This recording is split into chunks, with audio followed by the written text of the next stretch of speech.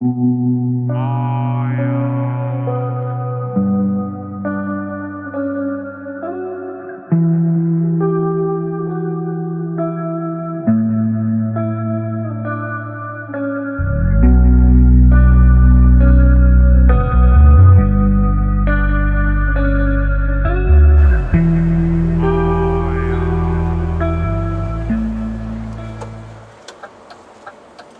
хоть бы поворотник включил, долбоёб, блять.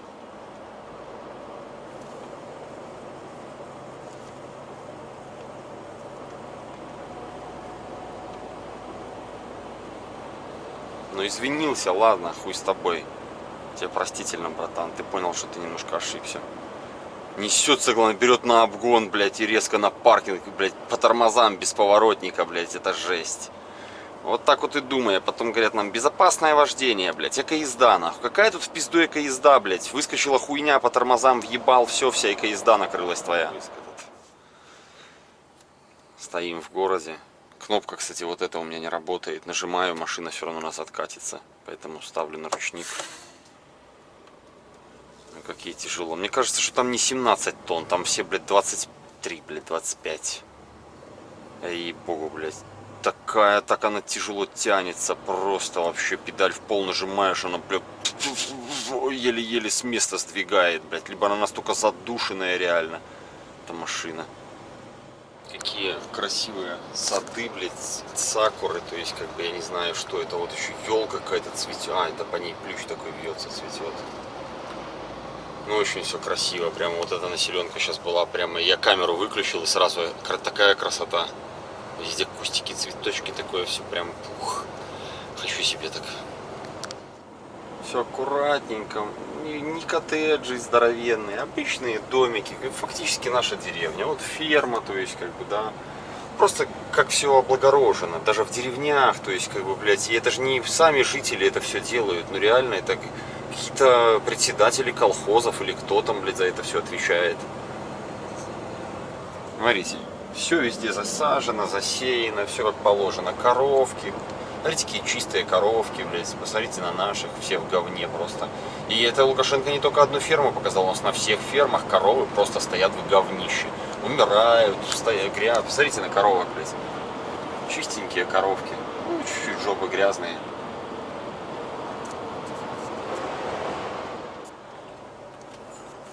Хотел показать вам второй Сидней, вот там вот. Ну, короче, уже не покажу. А нет, вон, видите? Микро-Сидней кто-то построил. Ладно, наша задача. Мы почти доехали до таможни. Смотрите, где таможня находится. Видите, да? Такое место, конечно, не таможенное ни хрена. Видать, это таможня такая. Ну, сами понимаете, какая, короче. Таможенные брокеры сидят какие-нибудь. Ну, денег лишь бы заплатили, и все растаможено. Как, в принципе, таможня и работает. Все легально, если ты платишь пошлину, блядь. Осталось нам 3 километра. Вот. Паркинг. Ну, да, взлетная полоса. Там, видать, из-за аэропорта. И поэтому, может, я какими-то подъездными путями неправильными к нему еду. Там за мной едет целая пробка французов, которые все опаздывают в аэропорт. Сигналят мне там. Ну, а куда мне быстрее? Да, это аэропорт.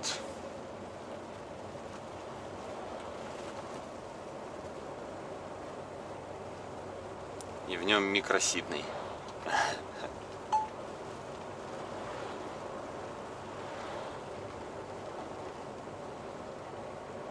Блин, контраст на таком небе. Желтое вот это смотрится просто такое все, да? Тут салатовый, тут темно-зеленый, там ярко-желтый, небо такое. Не хватает, конечно, голубого неба, чтобы оно прямо, блядь, голубой с желтым. Ну, очень желто, прям очень желто. Аж глаза режет, если туда смотришь. 700 метров дорога с круговым движением пересекаем. У меня осталось 44 минуты до конца езды. Я думаю, нам тут хватит покрутиться. 500 метров на кольцевой развязке. Первый выезд. Что, буду снимать свои косяки, блядь. Лишь бы никого не въебать с этой камерой, она отвлекает тоже на самом деле. Ну, хотя, могу разговаривать сам с собой. Он ли Леон? Вот так вот, видели? Лев какой.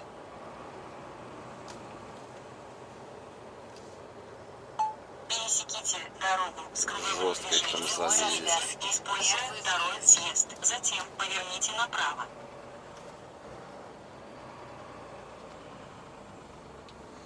Отлично, они не сюда.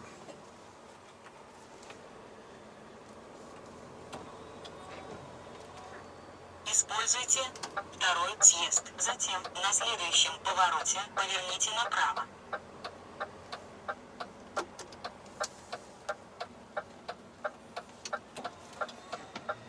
На следующем повороте поверните направо. Все сюда, вы посмотрите, все за мной. Что здесь такое, что они все сюда едут? Конечные автобусов, 400 блядь. метров плавно поверните налево. Не, одна машинка там.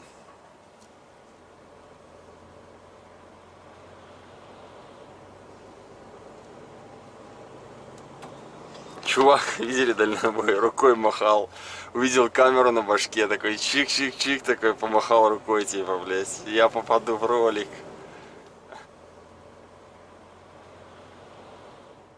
Короче, блин, вот так вот. Короче, ребят, запарковался я, короче, здесь парковку нашел. Сзади, за спиной, не знаю, как это все показывать. Тут слева, кстати, самолет стоит. Вон, видно его, видите, самолет. Сзади, за спиной, вон туда идти. Там есть люди, у них спрашиваешь, тебе показывают, куда идти. Вот, естественно, язык ты не понимаешь ни хрена. Но, короче, как-то взяли у меня документы, нашел чуваков, которые тоже на такую же штуку приехали, в придачу разгружаться даже туда же едут, только мне сказали сегодня, а ему сказали завтра в 6 утра. А мне сказали сегодня до 7 успеть. Не знаю, мне еще на заправку надо, может быть и успею. Значит, я сейчас отсюда стартую на заправку, заправляю машину и из заправки стартую на разгрузку. Если не успею, стану где-то под разгрузкой недалеко на любом паркинге ближайшем. И буду ночевать там. И завтра с утра разгружусь. Ну, хотя на завтра с утра у меня уже загрузка шоколадом. Любят они шоколадки. Только киндеры отвез. Уже сразу же киндеры на Англию поехали. Вот. Теперь какие-то еще шоколадки из Франции будут. Ладно. Короче, в итоге там я парковался. Запарковался там я раза с 5-го. Вот. Но, с другой стороны, запарковался. А тут уже раза со 2-го, с 3-го. Ну, потому что впереди, видите, есть расстояние. Я мордой туда просто заехал и сюда назад жопой сдал. Ну, в принципе, проканулся. Чуть-чуть, может, кривовато, но с большего пойдет. Там еще есть место, в той стороне есть места. Что я сейчас? Вбиваю координаты заправки. Строю маршрут. Из заправки сразу. Мойку мне я отменил, только что позвонил мониторинг. Они сказали, прицеп у тебя чистый, не надо, значит, его мыть. Вот. Я остаюсь я без мойки. В принципе, все. Поеду на заправку и на разгрузку. Успею, так успею, не успею, так не успею. Всем удачи. В принципе, не так. Вот здесь, кстати, на таможне я ожидал пиздеца. Но его тут не произошло. Вот когда его ждешь, он не происходит. Значит, он будет на разгрузке, либо на заправке. Потому что не может быть, чтобы сегодняшний день как-то легко сложился. Вот. Ну, в этот раз снимает. В принципе, все, что хотел, сказал. Давайте увидимся. Не знаю, может, сниму, как я заправляю машину, хотя так как я не умею, лучше этого не снимать, потому что это может занять длительное время. Кому интересно, пишите в комментах, покажу другие части работы. А пока просто снимаю, вон как я катаюсь. И скажу честно, ребята, эта работа, мне кажется, она не стоит этих денег. Эти деньги можно заработать, блядь, ну не сидя на диване, но, блядь, это такие копейки за вот то, что ты живешь в этой клетке. Ты не спишь нормально, ты, блядь, не можешь поесть нормально, блядь, тебя везде все гонят, ты везде не успеваешь, готовить тебе некогда, блядь, перекусы какие-то, короче, такая, знаете, волчья работа такая. Короче, мне она не сильно нравится, работа дальнобойщиком, то есть, честно вам скажу. Я ожидал большего автобусы. И то это было бы лучше, чем вот эту вот херню возишь. Ну, реально с тобой обращаются, как со зверьем, ты как будто животное, которое не должно ни спать, ни есть, ни срать, ничего. То есть, как бы я иду в душ, мне трезвонит мониторинг, почему ты, блядь, стоишь, блядь. Я 45 минут стою по закону, имею полное право.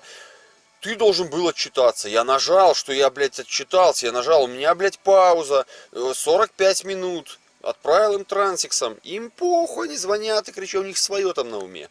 Поэтому, короче, я считаю, что это работа так себе. Вот. За эти деньги, в придачу из 60 или 50 евро, которые вам будут платить, пусть даже 70, да вы 10 в день тут по-любому оставляете, а может кто-то и 20, а если вы курите и пьете, то вы все 30-40 здесь оставите. Итого зарабатывать вы будете 20-30 евро в день. Ну, честно скажу, это не зарплата вообще. То есть, я вам просто объясняю, заезжаешь на заправку, пачка сигарет от 12 до 15 евро. Да, можно с собой взять блок, хуёк, это все понятно. Но это, знаете, это вот, можно вообще с собой чисто набрать тушенки и макарон. Ничего больше не есть, ничего не покупать. И взять себе, блядь, апельсинов или бананов, которые через неделю сгниют. И есть их гнилые, блядь.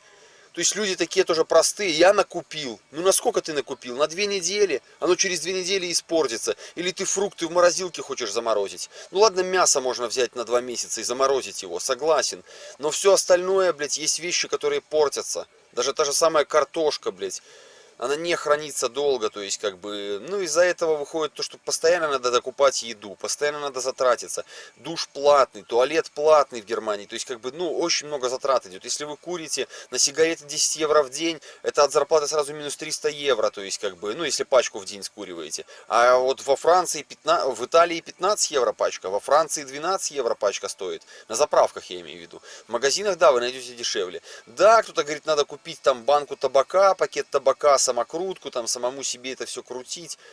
Да там дешевле выходит, ну, в 2 раза, но все равно 5 евро пачка. Ну, 5 умножаем на 3, 150 евро от зарплаты. Кто-то пьет пиво по вечерам, 150 евро на пиво 200. И столько же на еду, да и то на еду уходит 200-300, если вы любите нормально есть, ни в чем, ну, как, блядь, не перекусы, а именно реально кусок нормальной мяса, блядь, то есть как бы 3 раза в день есть тут нереально, это просто невозможно. Вы если 1 раз в день нормально поедите, это отлично. Вы весь день можете что-то хомячить, топтать такое, вспомогательное. Но именно вот остановиться, разогреть, пожрать, как вот разогреть, пожрать за 45 минут. Чайник, вот он, кстати, вскипел. Вот. Чайник, например, вот он чайник. Вот когда в нем вот столько, чуть-чуть, да, видите, то он, конечно, кипит быстро. Вот он за 5 минут, наверное, закипел. Но если вам надо скипятить воды, чтобы что-то сварить, заварить, ну, то есть, как бы, там, рис, какой-нибудь быстрого приготовления, картошка, там, быстрого приготовления есть, да, мивина, вы 0,6 заливаете. Если залить 0,8, 15-20 минут он будет кипеть. Провод в придачу уже теплый, то есть, как бы, если сделать, чтобы он быстрее кипел, то провод, скорее всего, перегорит. Если не здесь перегорит, то предохранитель впереди перегорит. Мы уже это проходили. Вот.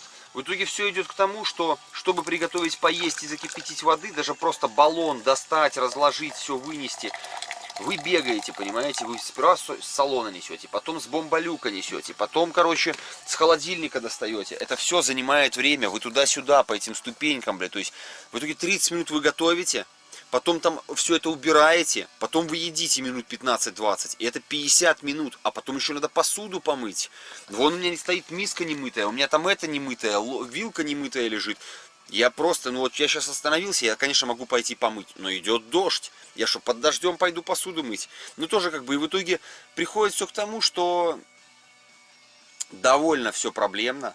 Кому-то эта жизнь нравится. То есть я считаю, что за эти деньги можно зарабатывать дома за компьютером. Вот что я хочу. Не такие, согласен, в 2 раза меньше. В 1,5, как сказать, ну не 1,5-2 тысячи, а 1000 можно дома легко за компьютером зарабатывать. Нахуй куда-то ехать, жить вот в этой конуре, ну да, удобно, все нормально, в принципе, но ты живешь как гончая собака, тебя гонят кнутами, кнутами, ты везде не успеваешь, бля. Мне такая жизнь не нравится. В придачу везде нервная система напрягается, тут ты не знаешь, куда идти, там ты не знаешь, как фирму найти. А как меня отправили на Амазон, я приехал, мне говорят, заказ отменен. Я еще хуй знает сколько бегал, чтобы развернуться на этом Амазоне, потому что назад сдать нельзя, места для разворота нету. Одна полоса, стрелки вперед. И против шерсти ты не поедешь, постоянный поток машин сзади хуячит. Как ты назад сдашь? Никак. В итоге пошел, выписывали бумагу, транзитом меня через Амазон пропустили. Это все нервы, это все эмоции, которые не стоят вообще этих денег. Плюс я, наверное, все-таки более творческий человек, я хочу все-таки, не знаю, мне больше нравится заниматься какими-то теплицами, растениями, я хочу теплицы, я хочу частный дом, я хочу животных, я хочу компьютер, игры, видеомонтаж, то есть видеоблогинг, то есть что-то такое творческое реально, красивое, приятное, то есть как бы то, что душе приятно, то, что душе хорошо. Здесь я не чувствую, что моей душе хорошо. Я вот в этой Европе, там, да, я в Париже побывал, там города, в Германии объехал, Гамбурге, Берлины, то есть даже в городе, в самом, по центру и ходил, и ездил где-то, то есть, ну, в Париже в центре еще не был. Но это, в принципе, он тут недалеко, и туда экскурсии ездят, 35 евро экскурсия стоит к Эльфовой башне. Что толку от этой Эльфы? Кусок железа, она сейчас на реставрации, чем мне под ней фоткаться, когда она вся обмотана, замотана, короче. В итоге я не поехал, думаю, если будет летом получше погода, летом съезжу. Хотя на самом деле у меня уже нет желания даже ехать в тот Париж. Честно вам скажу. Вот. А другое дело сесть на микроавтобус или на мотоцикл и поехать в Диснейленд съездить. Вот это было бы круто. Именно сам себе хозяин, без кнута сзади, без загрузок, выгрузок, блядь. Куда хочешь отклоняешься от маршрута, по каким хочешь дорогам едешь. Вот это было похуенно. Ладно, это снова крик души. А я погнал пить чай. Вот. А то я запизделся тут уже немножко. Всем удачи, всем хорошей дороги. Всем пока. Вот, тоже наливайте себе чаек, приятного там чаепития, печеньки там берите, у меня вон уже готовые лежат, все, вон, видите, я полдня их уже ем, эти печеньки, семки вот эти грызу, уже осталось чуть-чуть, когда спать хочется, семки грызу, еще вон шоколадки кусок остался, я ее вторую неделю съесть не могу. Ну, если честно, хочется есть нормальной еды, вот эта вся шоколадка, вон апельсины лежат, я не знаю, их есть не хочется. Бананы брал, бананы все поел, то есть как бы, ну, они и портятся быстро. То есть на самом деле за неделю все такое живое, оно все, блядь, испортится. То есть получается, ты можешь брать с собой только вот всякую сухомятку. Даже, блядь, хлеб, батон за неделю, то есть ему, ну, за 2 недели ему все равно приходит пиздец. Тостом тем же самым, он кислый становится. Если даже на тостах не растет грибы и плесень, то они просто кислые становятся и невкусные, их выкинуть хочется. Поэтому каждую неделю или 2 недели вы ходите в магазин и на 30-50 евро делаете там покупку. Вот. Хлеб, молоко там какой-нибудь, то есть такие какие-то попить, там что-нибудь вкусненького, там еще что-то сладкое, что-нибудь взять, или там, у кого какие слабости, короче, кто-то пиво возьмет, кто-то сигарет возьмет. Но по сути 50 евро в неделю вы по-любому тратите. Это 200 евро от зарплаты сразу отнимите. Плюс 100 непредвиденных расходов. А тот, кто любит нормально поесть, это не 200 евро, это 300, 400, 500. То есть все. Ну, в месяц я имею в виду. В итоге 500 евро минус. Это от зарплаты просто треть, а то и 40%. Все, и в итоге что там той зарплаты? А плюс поднимите дорогу, то, что вы ездите в Литву, ну, в Европу обратно, визу, которую вы делали за свои деньги. Короче, мне кажется, овчинка выделки не стоит, и людям, которым это нравится, им просто не хочется сидеть дома. И для них это деньги, они не могут там просто другими путями заработать. Поэтому для вас, может быть, эта работа подойдет, если вы не можете заработать в своей стране. Но мне легче дома за компьютером зарабатывать эти деньги, чем заниматься вот этой развозной деятельностью, блядь, по Европе. За 100 долларов в день я готов вот этим заниматься. Но за, блядь, 40 евро, ну, 60 вы будете говорить, 70 вы будете говорить. Но вы расходы отнимите, это 40 евро в день. 50 пусть у кого-то, может, выходит. Это все равно, это 40, блядь, евро. Вот. За 40 евро в день это вообще не хочется. За 30-40 евро. То есть, да, кто-то не может у нас в стране и 10 долларов в день заработать, я понимаю. Ну, то есть, вы же работаете просто на работе, и пошел на работу и пришел домой. А вы сами задайтесь целью, как заработать другие деньги. Посмотрите в интернете, что нужно людям. Сами найдите себе клиентуру. Вы же не хотите ничем заниматься, вы хотите просто получать зарплату. Чтобы вас по трудовой оформили, и вы получали зарплату. Тогда у вас и будет зарплата 300 баксов. Поэтому, в принципе, я все сказал. Все, буду пить чай. Всем удачи, всем пока. Не забывайте, подписывайтесь на канал, ставьте лайк, Палец вверх нажали все. Я жду. Да ладно, можете не жать. Все, всем пока. Короче, попутали нам документы с чуваком. Чудо, что мы шли вместе оттуда. Я такой смотрю, что у меня, блядь, номер проекта другой и тоннаж другой.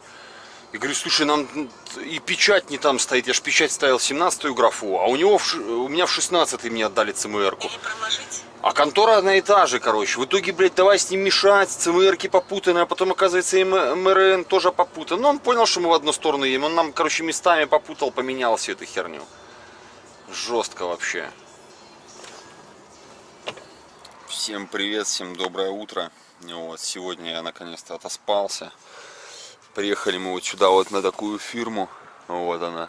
Тут вот опять живут куча кроликов. Не знаю, сейчас их не видно, но ебом их, когда я тут входил. Короче, у нас напарковано тут тоже нормальное количество. Все мы тут ночевали. Значит, фирма начинает работать с 8 утра, но с 8 до часу она занимается загрузками. И с часу дня и до вечера она занимается разгрузками. Короче, раньше часа нас не разгрузят. Плюс нас 4 человека стоит.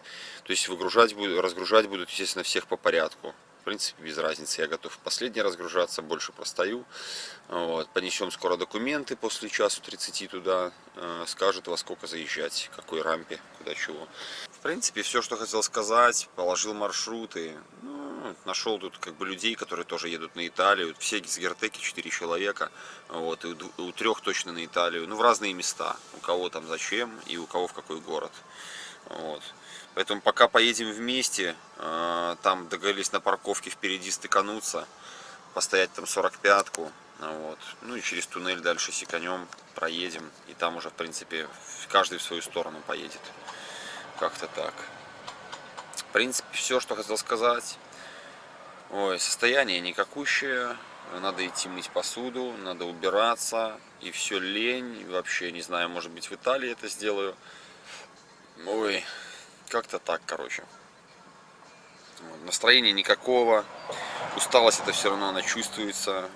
Чувствую, что я в какой-то замкнутой клетке. Мне это очень не нравится. Короче, скажу честно, эта работа, еще раз повторюсь, не для меня явно. Я готов потерпеть, надо немножко денег заработать, все, но слаживать свою жизнь с дальнобоем я явно не буду. То есть больше года я здесь не задержусь. Тьфу, конечно, не говори гоп. Поэтому уже как есть, так есть. Ну что, буду есть апельсинки, вот, витаминчики. Надо 2 штучки жахнуть, а то скоро попортится, наверное. Поэтому всем приятного аппетита. Вот, я выпил литр молока, съел пол такой. Ну что, всем снова здравствуйте. Разгрузили меня только что. Дали новый заказик, еду на Италию. Я уже говорил. Вот, еду через туннель. Как он там? Фуджес. Фреус. Не через Монбланк, через Фреус. Заодно посмотрим его длину, сколько он по размеру. Вот. В принципе, пока еду по Франции, через 159 километров на заправку. Вот, заправлюсь немножко и поедем дальше. Вот, возьму там 45-очку, постою. В принципе, все. Вот. Много приключений происходило сегодня, пока меня разгружали, забыл сдать ключи, пошел в душ мыться, блядь, этот стучит в кабину, заебише, там был свой чувак, так он забежал ко мне, блядь, говорит, дай ключи от машины. Так он сдал мои ключи за меня. Вот, как-то так. В принципе, все, пока больше новостей нету. Вот, завтра будем снимать Италию. Может быть, сегодня вечером туннельчик сниму еще, хотя качество ночной съемки так себе. Но посмотрим, что будет. Вот. Ехать мне сегодня до полтретьего. Вот, сейчас залью целый бак AdBlue себе, 300 литров соляры. И следующая заправка у меня будет либо в Австрии, либо в Германии. Ну, где там подешевле. Хотя мне сказали, блядь, не слушай никого, заливай сразу целый бак. Потому что заезды на заправку — это лишние расходы, хероды. Не понимаю, почему они не хотят целый бак мне залить. Вот. 300 литров — это вообще ни о чем. Это на 1000 километров. Ну, в принципе, в Германии потом, наверное, заправлюсь, дадут заправку. Ладненько. В принципе, все, что хотел, сказал. Вот. Поехали дальше.